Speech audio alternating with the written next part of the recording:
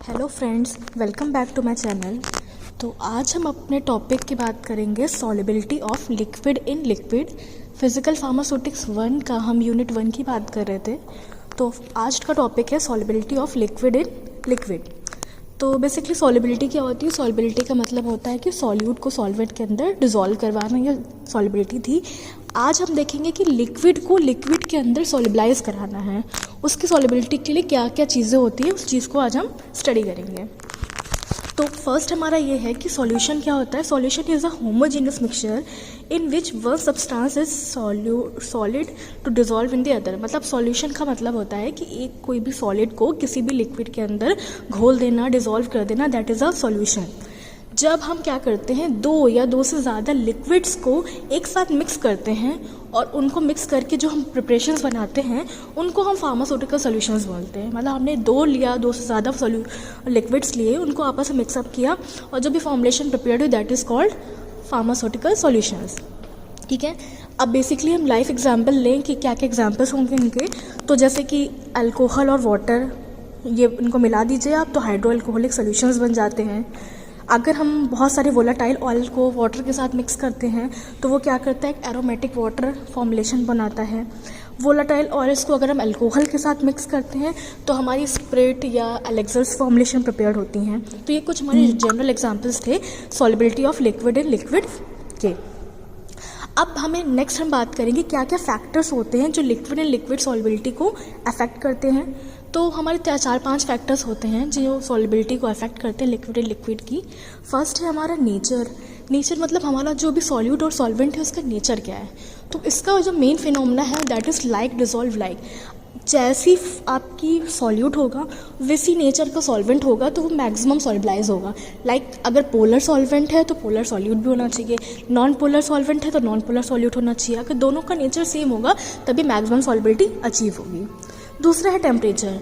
तो अगर हम टेम्परेचर बढ़ाएंगे किसी भी फॉर्मुलेशन की तो क्या होगा, सॉल्युबिलिटी आपकी अल्टीमेटली बढ़ती है। तीसरा है प्रेशर क्या होता है, सॉल्युबिलिटी के डायरेक्टली प्रोपोर्शनल है। मतलब प्रेशर बढ़ाओगे तो सॉल्युबिलिटी भी एट लास्ट बढ़ेगी। चौथा है सरफेस एरिया। तो सरफेस एरिया बढ़ाने से क्या होता है, सॉल्युबिलिटी बढ़ती है, क्योंकि एरिया बढ़ेगा, एरिया एक्सपेंशन ज़्यादा होगा तो आपका मैक्सिमम ड्रग सॉल्युबलाइज होगी। ये होगा सॉल्युबिलिटी का। फिर अब इसी में बात करेंगे हम, इसी में नया टॉपिक है बाइनरी सॉल्यूशंस के बारे में। तो बाइनरी वर्ड का मतलब है, बाई मतलब दो, नरी मतलब सॉल्यूशन। बाइनरी मतलब जहाँ पे दो सॉल्यूशंस की या दो सॉल्यूट्स की बात होती है। बाइनरी सॉल्यूशंस क्या होते हैं, जहाँ पे सॉल्यूट को हम दो अलग अलग सॉल्वेंट में मिक्सअप करते हैं। मतलब सॉल्यूट एक ही रहेगा बट हम सॉल्वेंट्स क्या कर रहे हैं, दो अलग अलग सॉल्वेंट्स में सेम सॉल्यूट को अगर हम मिक्स करते हैं तो जो भी सॉल्यूशन फॉर्म होता है उसको हम बाइनरी सॉल्यूशन बोलते हैं। बाई मतलब दो सॉल्वेंट्स लेने हैं और सॉल्यूट आपका एक ही रहेगा, उसको मिक्सअप करके जो सॉल्यूशन बनाओगे दैट इज़ बाइनरी सॉल्यूशन। ठीक, अब ये जो लिक्विड मिक्सिंग अभी हम जो पढ़ रहे थे, लिक्विड मिक्सिंग हमारी 3 टाइप्स की होती है। एक मिसेबल होती है, दूसरी पार्शियली मिसेबल होती है, तीसरा होता है इमिसेबल लिक्विड्स। तो पहला है miscible liquids, second partially miscible liquids, तीसरा इमिसेबल लिक्विड। मिसेबल लिक्विड्स का मतलब होता है, मिसेबल का मतलब जो किसी भी प्रोपोर्शन में घुल जाए, मतलब कम ज़्यादा जितना भी अगर हम लें तो अल्टीमेटली वो दोनों आपस में डिसॉल्व हो जाएं, उसे बोलते हैं मिसेबल लिक्विड्स। एग्जाम्पल है इथाइल अल्कोहल और पानी। मतलब पानी और अल्कोहल को किसी भी कंसंट्रेशन, किसी भी क्वांटिटी में लेंगे, प्रोपोर्शन में लेंगे, वो अल्टीमेटली खुल जाएगा। दूसरा है partially miscible liquids. Partially miscible liquids का मतलब होता है कि इनकी मात्रा फिक्स होती है कि इतना अमाउंट ऑफ सॉल्यूट लेना है, इतना अमाउंट ऑफ सॉल्वेंट लेना है, तभी जाके वो डिसॉल्व होगा। तो ये क्या होते हैं, सर्टेन प्रोपोर्शन में ही जाके डिसॉल्व आउट होते हैं। इनका एग्जाम्पल है फिनॉल और वाटर। फिनॉल वाटर क्या है आपका, पार्शियली मिसेबल लिक्विड्स का एग्जाम्पल है। तीसरा है इमिसेबल लिक्विड्स। इमिसेबल लिक्विड्स का मतलब होता है कि टोटली ये खुलते नहीं हैं।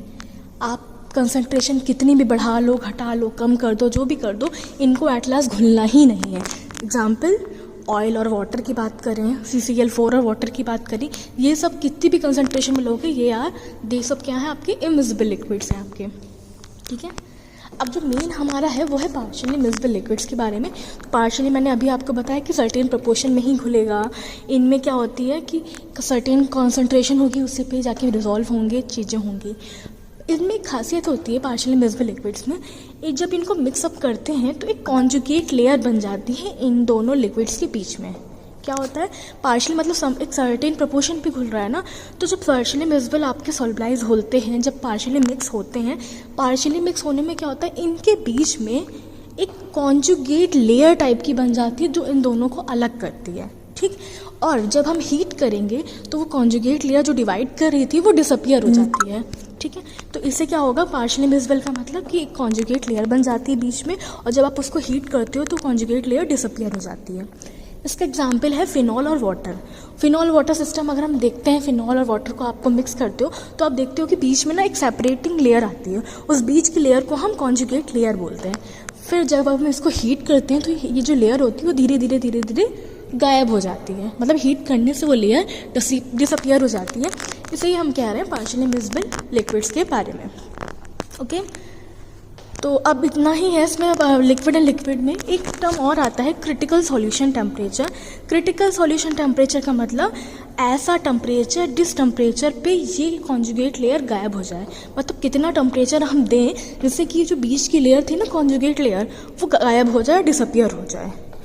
उसी टेम्परेचर को ही हम बोलते हैं क्रिटिकल सॉल्यूशन टेम्परेचर, ठीक है। क्रिटिकल सॉल्यूशन टेम्परेचर बोलते हैं हम उसी टेम्परेचर को। बाकी फर्दर हम इसके क्रिटिकल सॉल्यूशन टेम्परेचर के बारे में अगली वीडियो में पढ़ेंगे। तब तक के लिए फ्रेंड्स बाय, गुड लक, और पढ़ते रहिए और आगे पूछते रहिए। Thank you.